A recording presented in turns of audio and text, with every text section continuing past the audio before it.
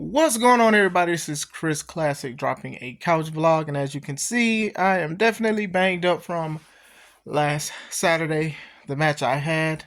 God is good, and I'm thankful for an opportunity to wake up another day. So if nobody tells you, remember that God loves you, Christ loves you, and I love you as well. Make sure you subscribe to this channel, the Taking Home Podcast, where I talk about wrestling topics. Make sure you also subscribe to C3 Ultimate Wrestling. And despite who's running it right now, that is still me and my wife's company, and we're going to fight to get it back. Literally fighting, like fighting. You get what I'm saying? So, yeah, I wanted to give a review and a breakdown of what happened at Enter the Limelight. Enter the Limelight was C3 Ultimate Wrestling's third show of the year, and I'm happy it went down. Shout out to Harold's Private Venue in Dyer, Indiana. That was our first time in Dyer, Indiana. Before the show was announced via the board, they were saying, a lot of fans were saying they live around the area. They're excited. They're going to bring people. And it was a good turnout. It was very good. Even after the show, a lot of people were saying they loved the venue. So shout out to Harold's Private Venue for giving us an opportunity, because that was their first time having a wrestling show there. It's usually for like private parties and events. So they took a chance on us. So I appreciate that. First thing that happened was Kevin Young Sr., despite the fact how I feel about him, he's still the announcer. He's still the voice of C3 Ultimate Wrestling. So he started the show. And while he was doing that, the first member reveal of the board was here. And it was a guy named Kevin Zander. So now there's two Kevins that are on my list. Kevin Young Sr. because of what he has done with Nameless, and then now Kevin Zander. Now, but before we go into that, I actually know Kevin Zander from a few years back. The guy who trained him, Chi-Town T, he trained me, and I met him years later, and he was here for a little bit, and he was pretty good. He was doing his thing. Then he went to Atlanta, and he was doing his thing there, and then he came back, and he would contact me about being booked for C3, and I was very busy at the time. There was a lot of things that was going on, and I was just trying to make sure everything was happening, things personal and business wise. So it was just like it just wasn't the right timing. So to see him in a suit with a nice tie and a board badge was just baffling to me. So he gets the microphone, he disrespects the fans, saying he represents the board. The board knows what the fans want. The fans don't know what they want. Like, this dude was in his bag, and it should have been a body bag, because he was killing me with all of the disrespectful stuff he was saying, to the point where I got out there and I started talking to him. I was like, you don't disrespect these fans, whatever. You guys may be running the show, but they're here to see the show. So for you to try to do that, you're going to turn people around. So, I had to talk my talk. And then he came back and he said he aired his grievances, why he was frustrated with me and a lot of stuff, and how the board gave him a chance. So there's more people, but he's the first. So that's the history. So he started talking, and he wanted a handshake, and I'm like, I'm gonna leave you hanging, bro. I'm gonna leave you hanging. That's how the show started. It was just, I just couldn't stand to hear this man talk and just disrespect the fans. It's bad enough that this situation we're in is because of me, but what I don't want to do is I just don't want to disrespect the fans any further than the board's involvement. First match was the Unplugged Cyberpunk Kitty 9 versus Johnny CK, whose life is like a video game, and his sidekick Evie was there. Good match, solid back and forth. Kitty 9, he was going into these pockets of aggression, and I wish that he would tap into that more. I think he should tap into that more, because he has had a crazy 2024 at C3 Ultimate Wrestling. Even at the end of 2023 of Atlas basically knocking him out. And then he had Retribution with my match, which I'm not proud of. And then also I had to face him, and I had to basically pin him at Red Fighting Blues. And so he had pockets of it, but he loves to persevere, and he loves to overcome stuff. So that reminds me of me, especially when I was younger, when I first started. Johnny CK is a vet, and he knows how to get around the ring. He will use anything in the building as an advantage. I've seen him at other shows jump off of scaffolds, jump off of arcade machines, jump off of walls. I've seen him do a lot of stuff. I love his. I love how he gets into the ring and does his cutter, jumping through the second rope. Like nobody does it like Johnny CK. Both were doing back and forth. They went to a one-upsmanship. Eventually, the finish came where Johnny CK went for a swanton and Kenny put his legs up. And then Kenny did his second rope cutter for the finish. So Kenny Nine has his first victory in C3 Ultimate Wrestling. I'm proud of him. You can tell that he's growing as a wrestler, and the fans love him. Like even when he gives his glasses away, you know, he's a shining star in the Midwest. So very proud of him. We'll talk about him a little bit later. Second match was the Contention Chaos. It was the champions, the ARC. The ARC are the tag champions and the women's champ. Women's champ is Renee Van Peebles. Tag champs is Miles Mercer and Stampede Larkin. They went against the King, J.R. Lindsay, the returning Mike Strong, and the returning Vega Venom. Now, the second team would have won. They would have had a title opportunity at the next C3 Ultimate Wrestling show. 3-on-3, good action. Cat fight, craziness of people wearing people's crowns, test of strength, Mike Strong being Mike Strong, doing everything that he does. The ARC going into a huddle thinking about how they're going to do things. Like, regardless of how you feel about the ARC, they always get the job done. And they got the job done last Saturday at Enter the Limelight. I mean, the cat fight was so crazy. The women went to the back and it went to being a standard tag team. King J.R. Lindsay, he was showing that he was true royalty, despite the fact that the ARC really was just laughing at him. Like, their promo was them laughing at his royal jargon. But he showed why he's royalty and why he's at the top of his game. So, shout out to him. Mike Strong being very agile and very strong, showing stuff. Vega Venom showing that she is a firecracker when needs to be. So, it was very good. And like I said, the ARC working as a cohesive unit, that's what got them the victory. Good match. Third match was Rockin' Rivera versus JPH, and they were trying to go to the next level. The last show, Red Fight and Blues, both of these guys lost, and they were trying to figure out basically, you know, putting a W in the win column would actually help you elevate and motivate you to do certain things. So very good back and forth between the guys. JPH is making a name for himself dang near statewide. I've seen been in AEW, just faced Shelton Benjamin not too long ago. Like, he's making a name for himself. And then we have the Windy City Devil, Rockin' Rivera, also making a name for himself. You've seen him at great shows like Frontline, a lot of things in the Midwest. So shout out to both guys. You get what I'm saying? Rockin' Rivera, I will say this. He's different.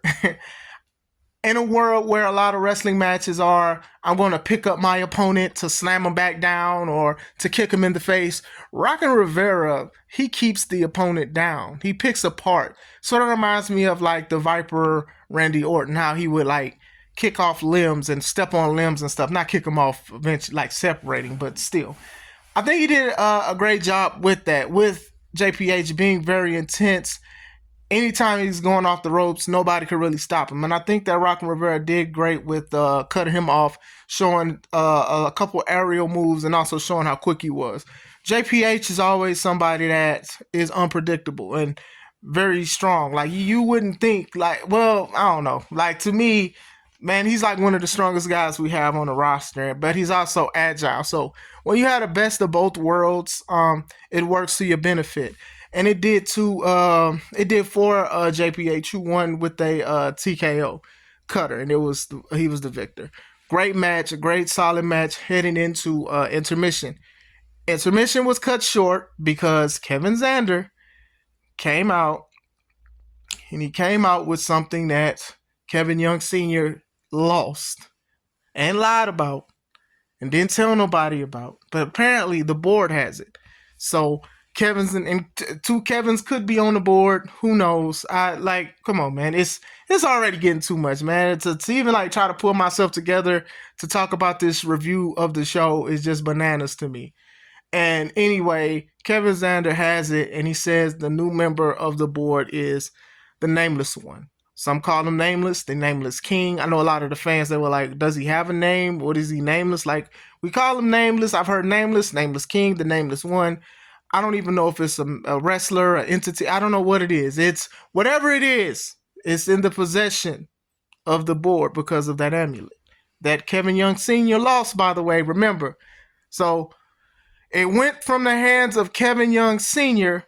to the hands of Kevin Zander of the board.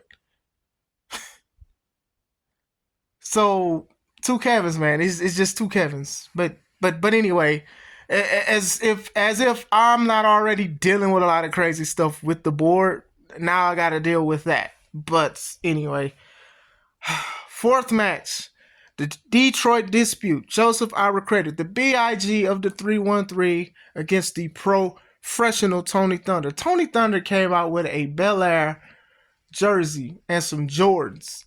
And I be telling him, I'm like, man, dude, man, you wrestling in that? But that is his moniker, to be the freshest wrestler in the game. So I ain't hating. I just, man, it was just nice though. But I was just, man, why would you wrestle in that? But he calls himself the professional for a reason, going against the BIG of the 313. Now, these guys are professional wrestlers, but it gets personal sometimes when it gets into the ring. I mean, even in the promos, Joseph Ira Credit said he's going to knock the Sonic rings out of Tony Thunder. Tony Thunder was literally in a storm calling Joseph all the names he used to be in professional wrestling. So Tony said he wanted to avenge the loss he's had before. Now, this match was good because two different styles. Tony Thunder, he is great with being submission and chain and a chain wrestler. Like, I've seen him at other shows. Like, he tests his skill with other people with how can you get out of this? What can you apply here? How can I roll out of that? So that even happened at the match. At the beginning of the match, when it was a lockup, he had Joseph in an overhand wrist lock. And Joseph used his strength to push Tony back. But Tony held the hold, rolled on his back, and still had it. I've never seen that before. And I was like, oh my gosh, I'm still that. but still, Joseph Ira Credit, his strength, like I said, man, like I've been across the ring from him and he almost knocked me out in 10 seconds in the beginning of the match. I go watch that match. It was a great match. I love that match. But still, Joseph Ira Credit was dominant for the most part because everything that Tony tried to do, crossbody, shoulder tackle, anything, even when he goaded Joseph to get out on the ring, he kicked him, and then when he almost had the upper hand, Joseph picked him up and slammed him on the apron. Eventually, Tony Thunder did get him on the knee to give him an enziguri, and then when he had Joseph Ira Credit on the ground, he did try to do face locks. He tried to do some submission holds to keep Joseph down, but Joseph kept getting up. And Tony's last-ditch effort was a Hell's Gate, and when Joseph was about to power out of it, Tony got up, and then Joseph hit him with a headbutt, picked him up,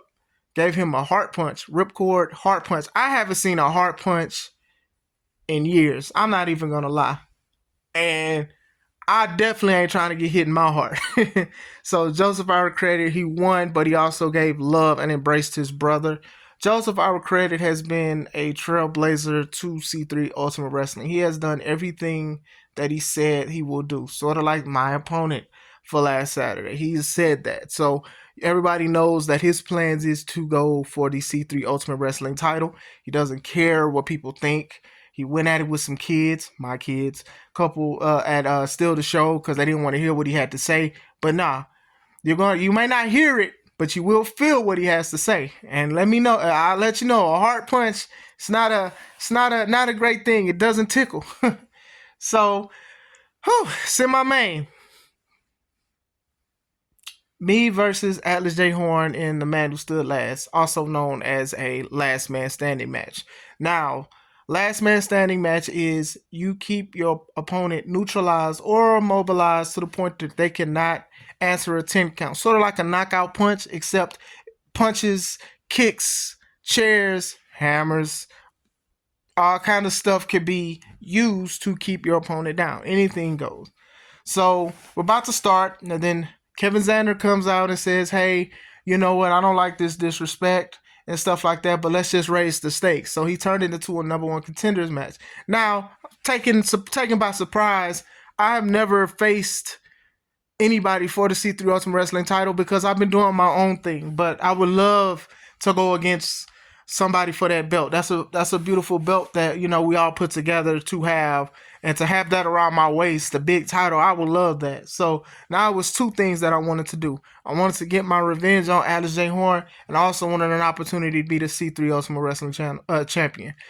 We start, Atlas takes over, then I take over. Atlanta, we just cannot stand each other. I just don't think you guys don't understand that. Like, it's probably be on site for a long time. Like, there got to be some strict rules for us because that's how much we don't like each other, right? But my thing is, I've been proud of myself because I think I've cracked Atlas at one time. No Diddy, when it comes to his attitude and stuff like that. Because look at what he was doing, being a cheerleader and tattletelling. That's not the Atlas that demolished me 11 years ago. So I knew I had a fighting chance. I brought out chairs. I brought out a whole bunch of stuff. But Atlas, the thing about a chair and an object is anybody can use it. He took advantage and he started hitting me with the chair. And let me tell you, man, splakakau. Like, you see, I'm barely moving like I usually do. I'm not going to lie. But I gave him my best. He gave me his best. And I knew that when I had him, I knew that he was going to get up. So I grabbed the mallet. The same mallet that Kenny Nine used to hit Atlas for when I defeated Atlas at Steal the Show. And as soon as I was about to hit him, apparently something happened with Kenny Nine, and Kenny Nine was on the ground, and C Red, who was in the crowd to see the match between me and Atlas, because he knew both of us. He trained with one, and then he also kind of helped me, mold me to become who I am as Classic Alpha. He started asking for help for Kenny Nine. Those few seconds took me out of the game. I took my eyes off the prize, and Atlas hit me square in the middle. Grabbed the hammer, took me out.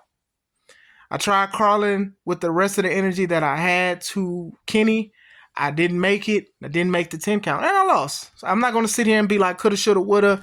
I'm upset, but I don't always have to air my frustrations out, especially when it's my fault. Like, with the situation with the board and how they came into play of taking over the company, I can sit here cursing, screaming, stuff like that, but some of that stuff was my wrongdoing. The same thing with this as well. I should have hit Atlas first, then checked on my friend, but I cared more about Kenny.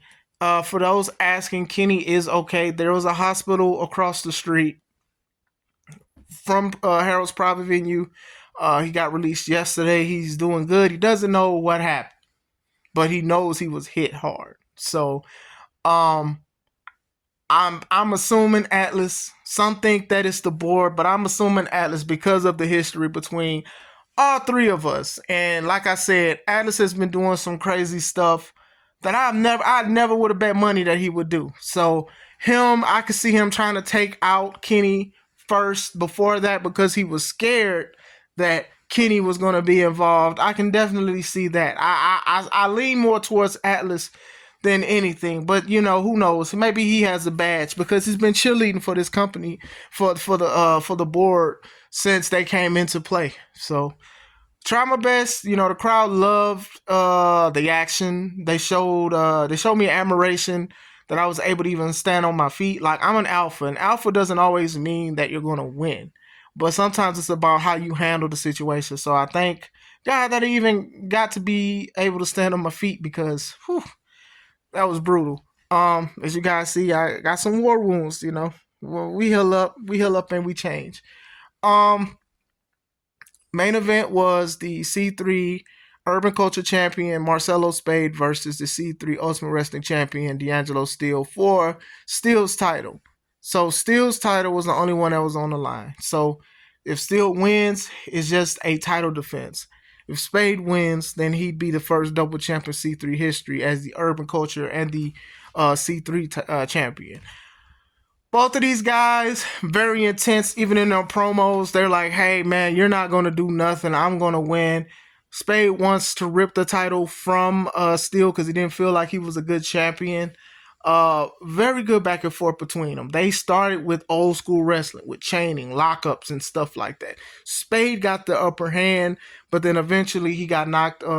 He got knocked down when he tried to go for a power move, trying to shoulder tackle D'Angelo Steele. Both of them had great offense towards each other, and it was even to the point where Spade tried to Spade. Everybody talks about Spade running, right? Because he ran from Brutal Brutus Dillon had Steel the show with this title. But this time he grabbed Steel's title and walked away, was trying to walk away with it, but Steel stopped him. They was outside fighting, and then eventually Spade did a dive out. And I think that was the only dive out of the show. And then he also pushed Steel's back into the apron. It was great back and forth, intense between both.